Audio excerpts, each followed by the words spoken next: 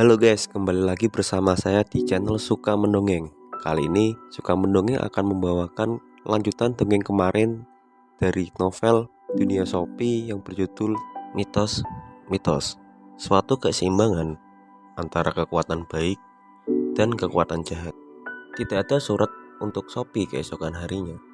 Sepanjang hari yang rasanya tak berkesudahan di sekolah itu benar-benar membuat dia bosan. Dia berusaha untuk berlaku sangat manis kepada Joanna ketika istirahat. Dalam perjalanan pulang, mereka membicarakan rencana berkemah segera setelah hutan cukup kering. Setelah saat-saat yang tampaknya seperti tanpa akhir itu, dia kembali melihat kotak surat.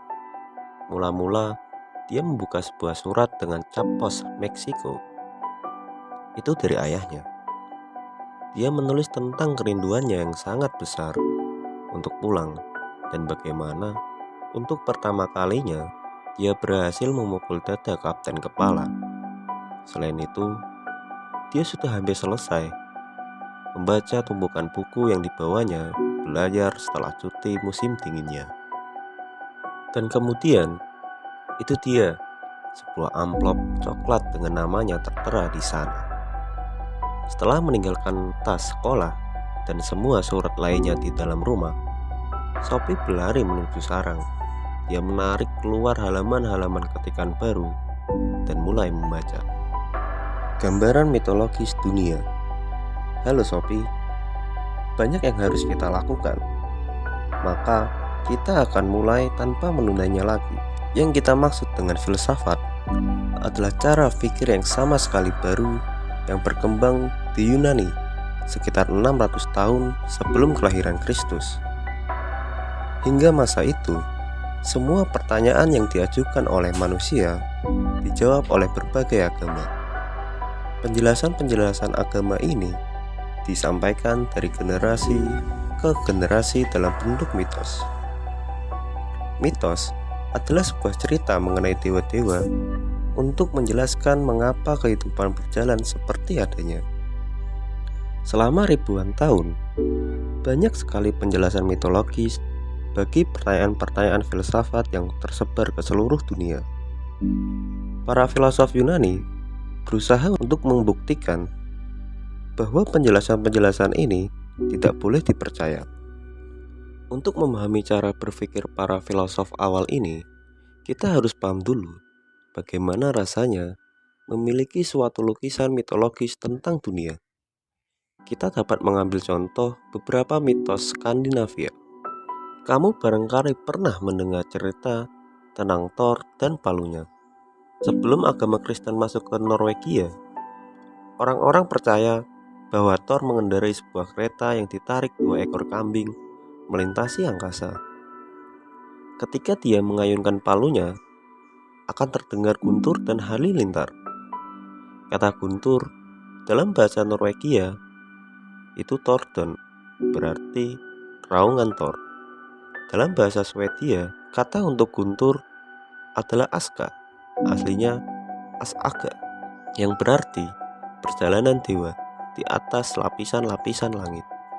Jika ada guntur dan halilintar, pasti ada hujan yang sangat penting bagi para petani Viking. Maka Thor dipuja sebagai dewa kesuburan. Penjelasan mitologi untuk hujan karenanya adalah bahwa Thor sedang mengayunkan palunya, dan jika hujan turun, jagung berkecambah dan tumbuh subur di ladang. Bagaimana tanaman-tanaman di ladang dapat tumbuh dan menghasilkan panen tidaklah dipahami, tapi jelas itu dikaitkan dengan hujan. Dan karena setiap orang percaya bahwa hujan ada hubungannya dengan Thor, dia menjadi salah satu dewa paling penting di wilayah Skandinavia. Masih ada alasan lain mengapa Thor dianggap penting. Suatu alasan yang berkaitan dengan seluruh tata dunia. Orang-orang Viking percaya bahwa dunia yang dihuni itu merupakan sebuah pulau yang selalu terancam bahaya dari luar. Mereka menyebut bagian dunia ini Midgard, yang berarti kerajaan di tengah. Di dalam Midgard terletak Asgard, tempat bersemayam para dewa. Di luar Midgard adalah kerajaan Utgard, tempat tinggal para raksasa yang curang, yang melakukan segala tipuan keji untuk menghancurkan dunia. Monster-monster jahat seperti ini sering dianggap sebagai kekuatan-kekuatan pengacau, bukan hanya dalam mitologi Skandinavia, melainkan juga dalam hampir semua kebudayaan lain. Orang-orang mendapati bahwa ada suatu keseimbangan yang rawan antara kekuatan baik dan kekuatan jahat. Salah satu cara yang digunakan para raksasa untuk menghancurkan Midgard adalah dengan menculik Freya, dewi kesuburan. Jika mereka dapat melakukan ini, tak ada yang dapat tumbuh di ladang dan para wanita tidak dapat lagi mempunyai anak. Maka penting sekali untuk mencegah usaha para raksasa ini. Thor adalah tokoh utama dalam pertempuran melawan para raksasa. Palunya bukan hanya digunakan untuk membuat hujan, melainkan juga merupakan senjata yang menentukan dalam pertempuran melawan kekuatan pengacau yang berbahaya. Palu itu memberi Thor kemampuan yang hampir tanpa batas. Misalnya, dia dapat melemparkannya ke arah para raksasa itu dan membunuh mereka. Dan dia tidak perlu khawatir palu itu hilang, sebab ia selalu kembali kepadanya persis seperti bumerang. Inilah penjelasan mitologis bagaimana keseimbangan alam dipertahankan dan mengapa selalu terjadi pertempuran antara kebaikan dan kejahatan. Dan inilah tempatnya jenis penjelasan yang ditentang para filosof. Namun, ini bukan masalah penjelasan semata. Manusia tidak dapat hanya duduk termangu dan menunggu para dewa turun tangan. Sementara bencana seperti kekeringan atau wabah melanda, mereka harus bertindak sendiri dalam perjuangan melawan kejahatan. Ini mereka lakukan dengan menjalankan berbagai upacara agama dan ritual. Upacara keagamaan paling penting di zaman kejayaan Skandinavia adalah upacara persembahan. Memberi persembahan kepada seorang dewa dapat meningkatkan kekuatan dewa tersebut. Misalnya, manusia harus memberikan persembahan kepada para dewa untuk memberi mereka kekuatan guna mengalahkan kekuatan pengacau. Mereka dapat melakukan hal ini dengan mengorbankan seekor binatang kepada sang dewa. Persembahan untuk Thor biasanya adalah seekor kambing. Persembahan untuk Odin biasanya berbentuk pengorbanan manusia. Mitos yang paling dikenal di negeri-negeri Skandinavia berasal dari puisi edik, Saedrim. Puisi itu menceritakan bagaimana Thor ketika bangun dari tidurnya mendapati bahwa palunya hilang. Ini membuatnya begitu marah sehingga kedua tangannya gemetar dan janggutnya bergoyang. Dengan ditemani pengikutnya, Loki, dia pergi mendatangi Freya untuk menanyakan apakah Loki boleh meminjam sayap Freya agar dia dapat terbang ke Jotunheim, negeri para raksasa, dan mencari tahu apakah memang mereka yang telah mencuri palu Thor. Di Jotunheim, Loki bertemu dengan Thrym, raja para raksasa, yang membual bahwa dia telah menyembunyikan palu itu 7 lapisan di bawah bumi. Dan dia menambahkan bahwa para dewa tak akan mendapatkan palu itu kecuali Freya diserahkan kepada Thrym sebagai mempelainya. Dapatkah kamu membayangkannya, Sophie? Tiba-tiba para dewa mendapati diri mereka berada di tengah peristiwa penyanderaan. Para raksasa telah merampas senjata pertahanan paling penting milik dewa-dewa.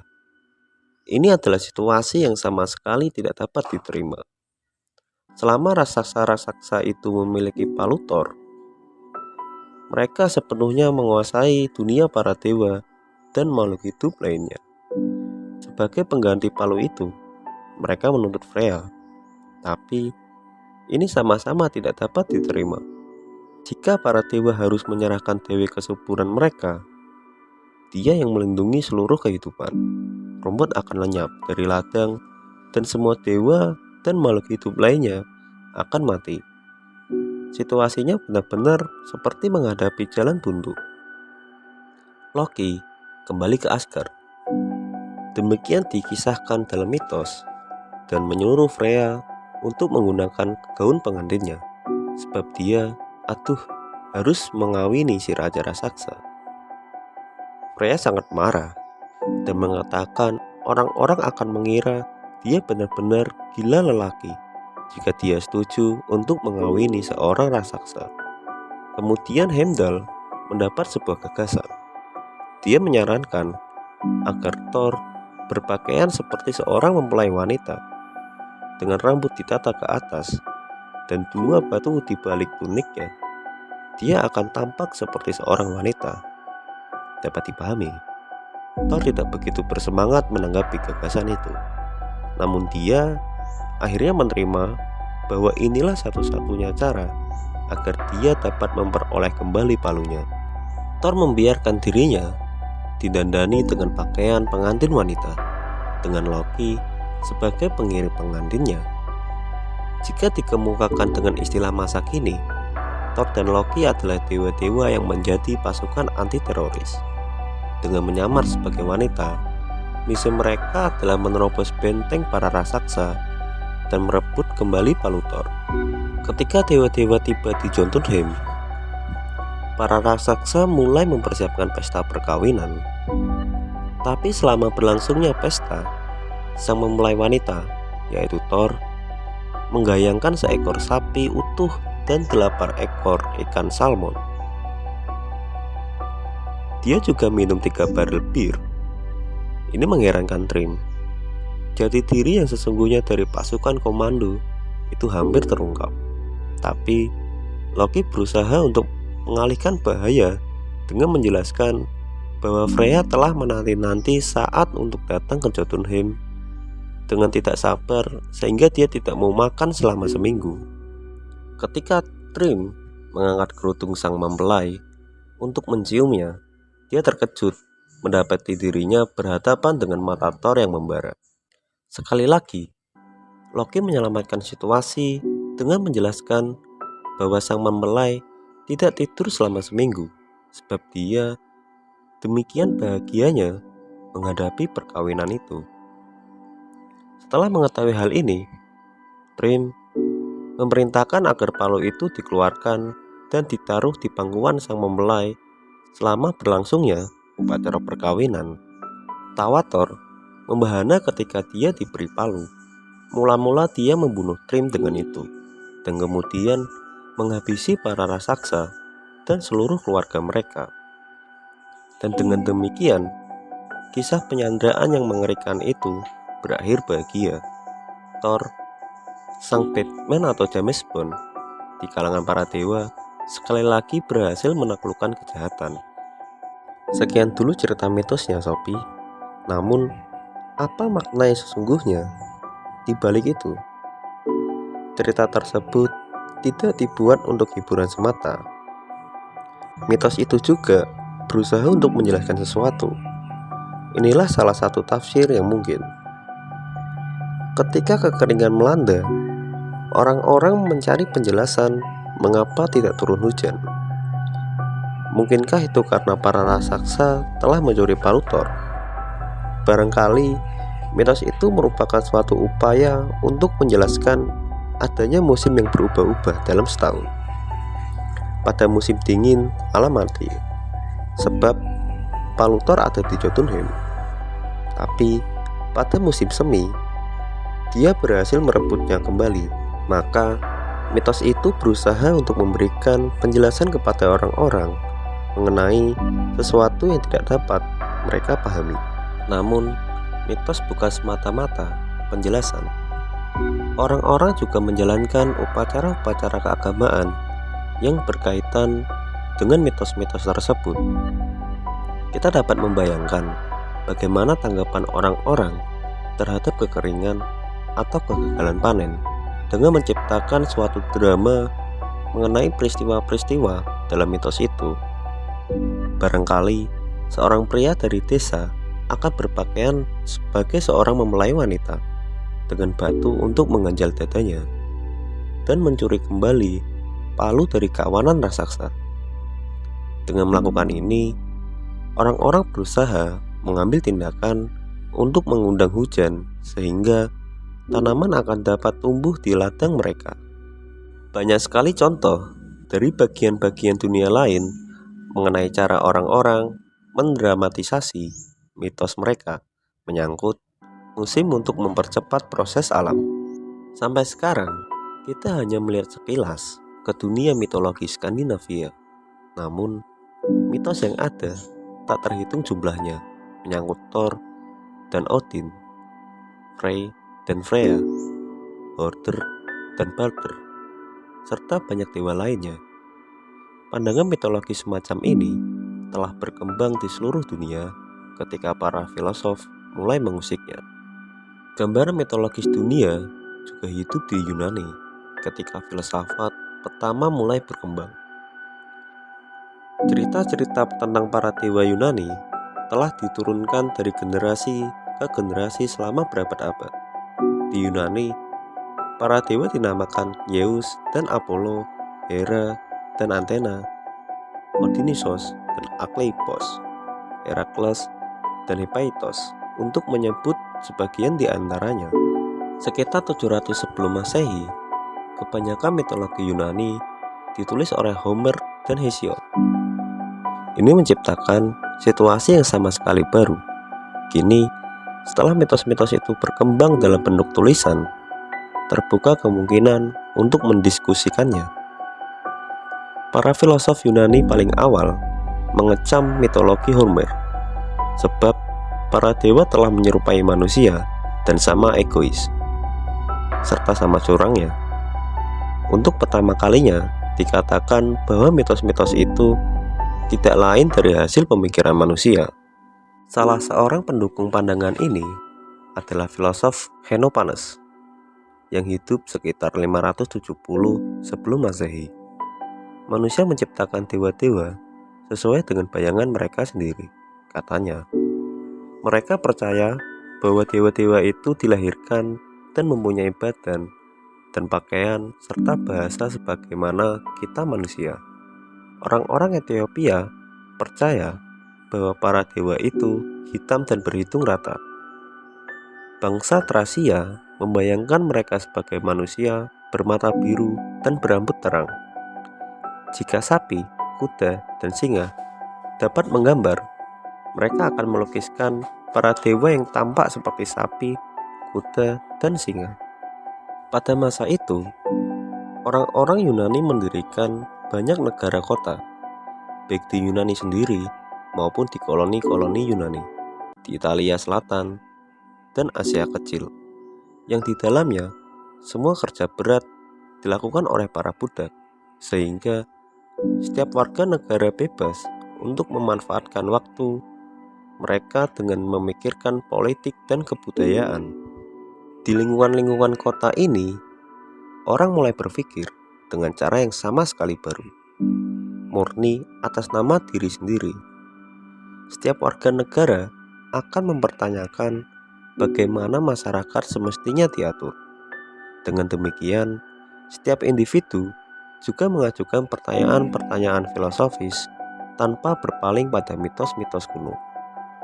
Kita menyebut ini perkembangan dari cara berpikir mitologis menuju cara pikir yang didasarkan pengalaman dan akal.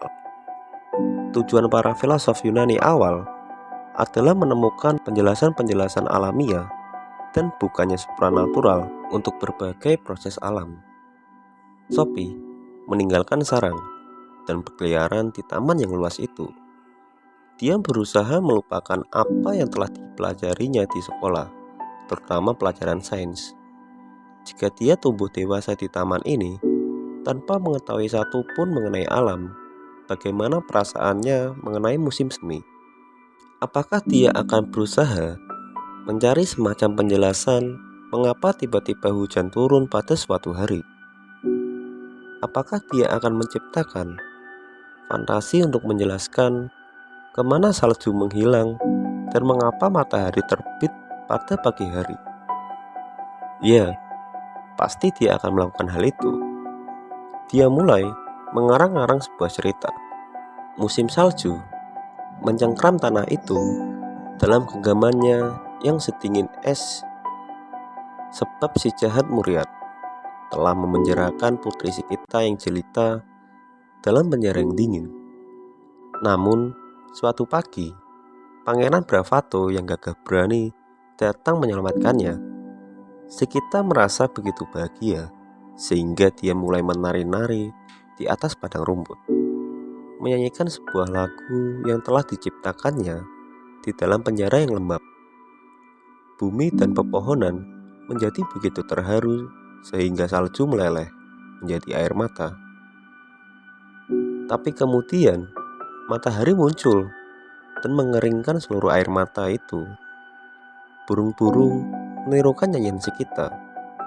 Dan ketika sang putri yang jelita melepas ikalnya yang keemasan, beberapa gumbar rambut jatuh ke bumi dan berubah menjadi bunga bangkung di ladang.